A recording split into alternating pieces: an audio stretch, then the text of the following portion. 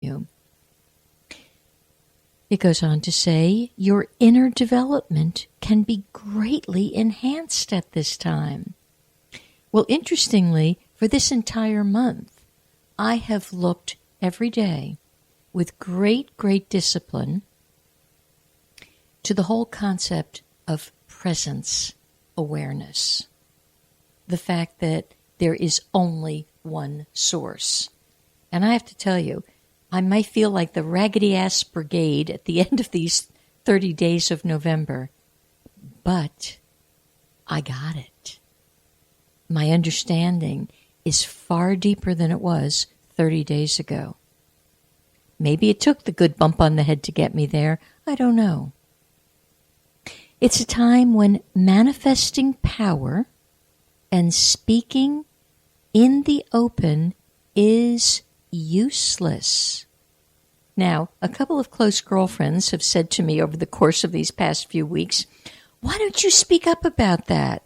Why don't you address that? Why don't you tell this person how you're feeling and what you're thinking? And I know I'm not into conflict. The entire world seems to thrive on conflict. It's not my favorite thing, so I shy away from it. But there are times when, liking it or not, I speak up, and I speak up very clearly. But I didn't understand that, actually, for me and for every woman listening, speaking up right now is, they use the word useless. Save your breath. Breath is very valuable.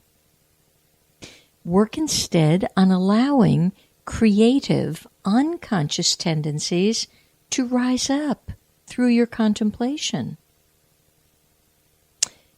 Commit yourself to what's for the common good and trust that the contemplative power of your mind and heart will actually influence everyone. So it's actually through your silence and through your ability to be reflective and contemplative that you'll do the right work. All the results that I've been looking for all month, well, here's the final one-liner. It's almost as if it says, hey, Elaine Bartlett, the results will only be known later. This is a test of faith, not delusion. You gotta laugh because you storm the gates of heaven, you beat your fists, you pound your head. Well, I'm not doing that these days, but you pound your fists against, riling against some force. And it's kind of like, cool it.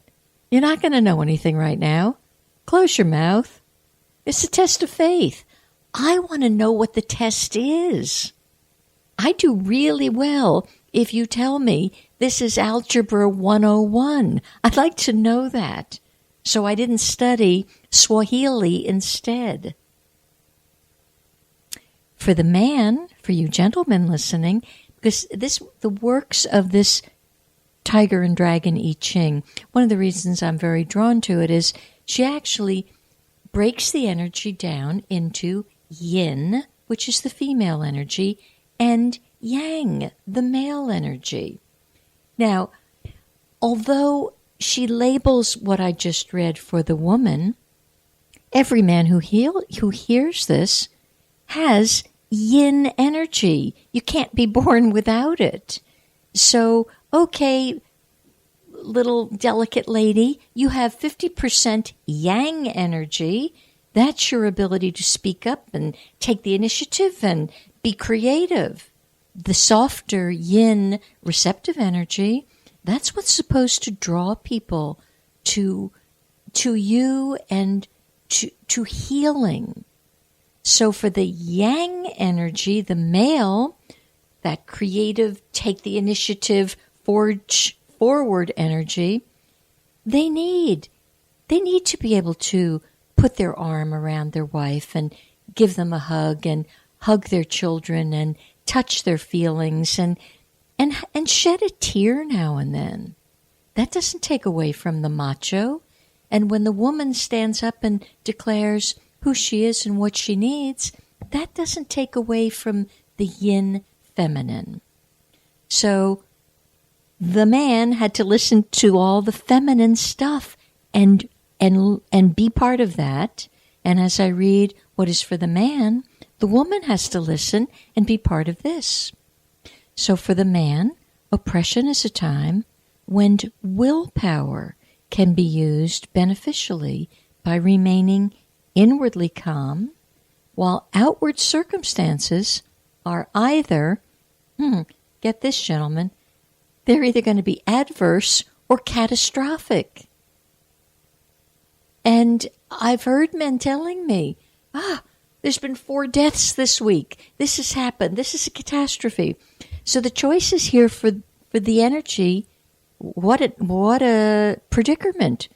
It's either adverse or catastrophic. Go ahead, pick one.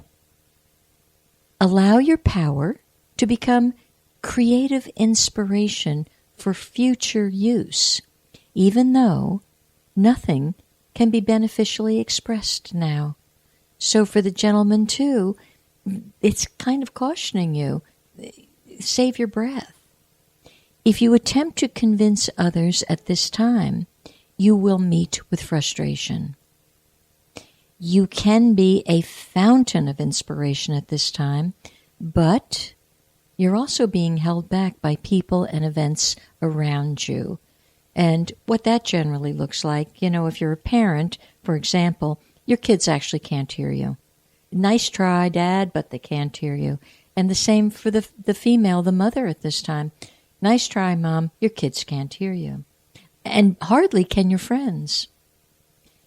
Allow this inspiration to become an enduring vision to further the rightness for which you stand. And now I'm going to draw some of the Sagittarius energy into this. Sagittarius is all about rightness and truthfulness and authenticity and valor. It's just such an optimistic, visionary sign. So, the energies of this month have kind of kept some of this in check. It's also saying, don't communicate the vision right now, and do not let it become polluted or weakened by what you're actually seeing out there. And the Sagittarian energy they don't really get despondent, or if they do, it's very short-lived. What they can do, though, because it's so expansive, if they can't bear seeing the outward circumstances, give me a drink, make it a double.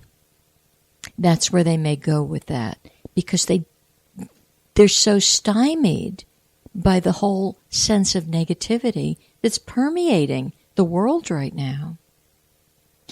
If you know a Sagittarian that's depressed, there's something's really run amiss in their actual birth chart. Now, they could have Capricorn moon or rising or something that would deflect some of that innate optimism.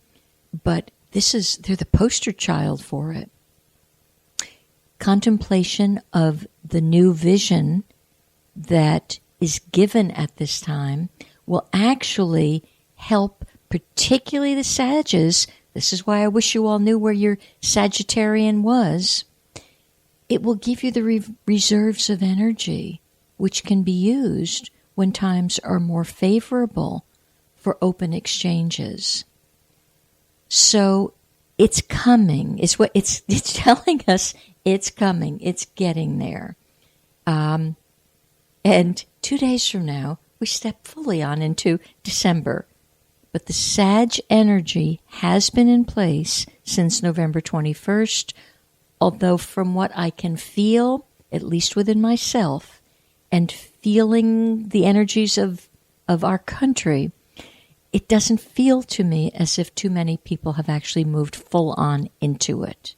But with this new moon today, I really want to say, hey, heads up, no matter where your Sagittarian energy is, grab on to this sense of magic. That's what the Sagittarian energy is. It's almost as if they actually have a magic carpet rolled up in their infrastructure somewhere. It's a delightful thing. Interestingly, in my own natural chart, I have Sagittarius in a place that's hidden. And oddly, it's hidden, and so it's 12th hour stuff. When the chips are almost down and out is when this Sagittarian energy kicks in for me. And it's like the magic carpet is thrown on out there. So you've all got it. And it is a beautiful, beautiful thing.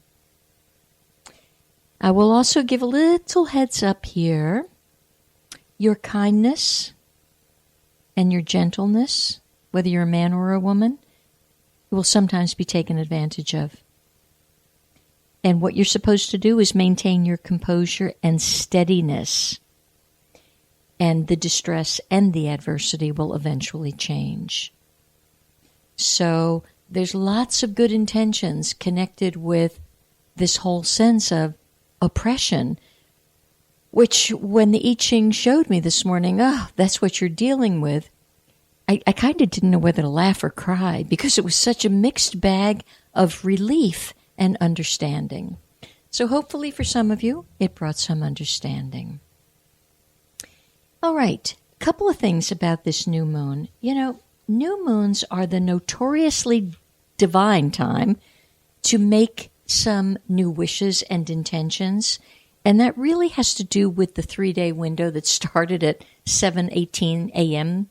today, simply because an energy moves in threes, in case you haven't noticed, and generally things turn around in 3 days. If you're having a bad mood, it's a 3 of something. It could be 3 minutes, 3 hours, 3 days, 3 weeks, 3 months. You're on your own, but it's generally a cycle of 3.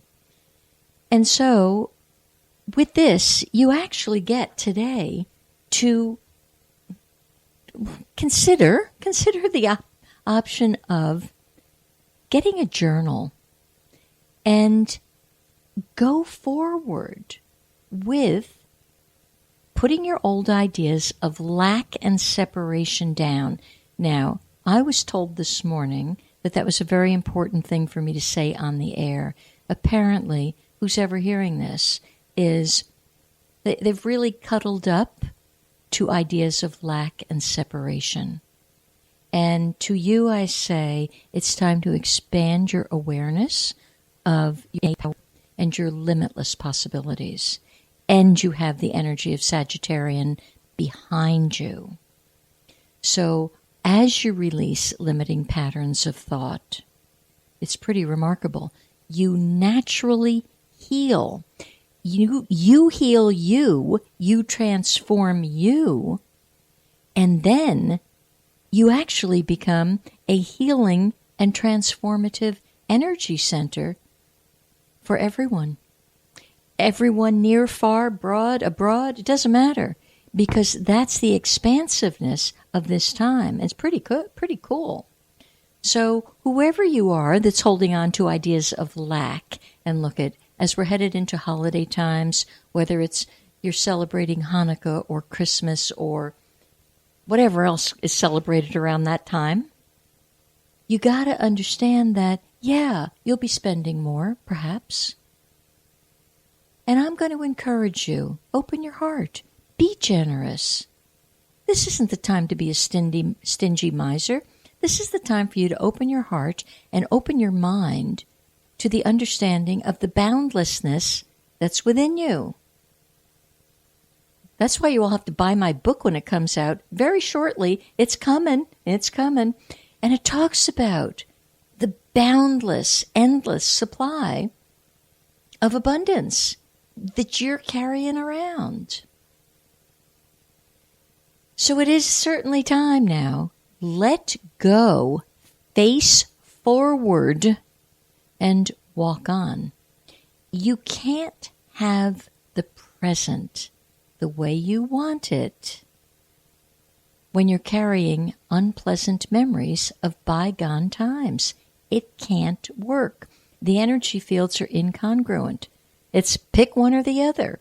If you want to stay wallowing in your sense of lack and separation and poor health and unhappiness and sadness, Have a great time. You won't be able